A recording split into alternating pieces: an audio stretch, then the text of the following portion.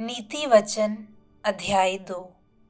हे मेरे पुत्र, यदि तू मेरे वचन ग्रहण करे और मेरी आज्ञाओं को अपने हृदय में रख छोड़े और बुद्धि की बात ध्यान से सुने और समझ की बात मन लगाकर सोचे और प्रवीणता और समझ के लिए अति यत्न से पुकारे और उसको चांदी की नाई ढूंढे और गुप्त धन के समान उसकी खोज में लगा रहे, तो तू यहोवा के भय को समझेगा और परमेश्वर का ज्ञान तुझे प्राप्त होगा।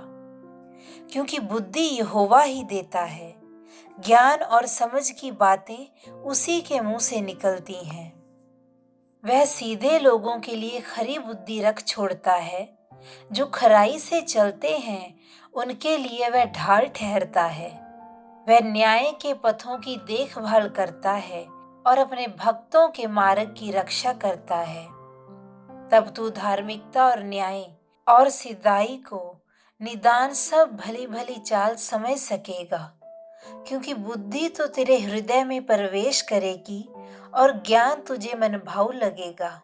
विवेक तुझे सुरक्षित रखेगा और समझ तेरी रक्षक होगी, ताकि तुझे बुराई के मार्ग से और उलटफेर की बातों के कहने वालों से बचाए, जो सिधाई के मार्ग को छोड़ देते हैं ताकि अंधेरे में चलें, जो बुराई करने से आनंदित होते हैं और दुष्ट जन की उलटफेर की बातों में मगन रहते हैं, जिनकी चाल चलन टेढ़ी मेढ़ी और जिनके मार्ग बिगड़े हुए हैं।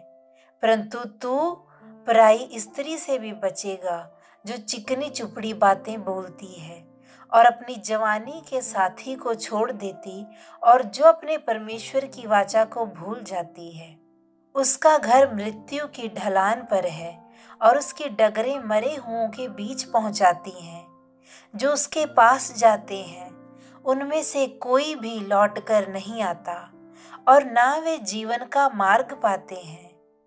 तू भले मनुष्यों के मार्ग में चल और धर्मियों की बाट को पकड़े रह, क्योंकि धर्मी लोग देश में बसे रहेंगे और खरे लोग ही उसमें बने रहेंगे।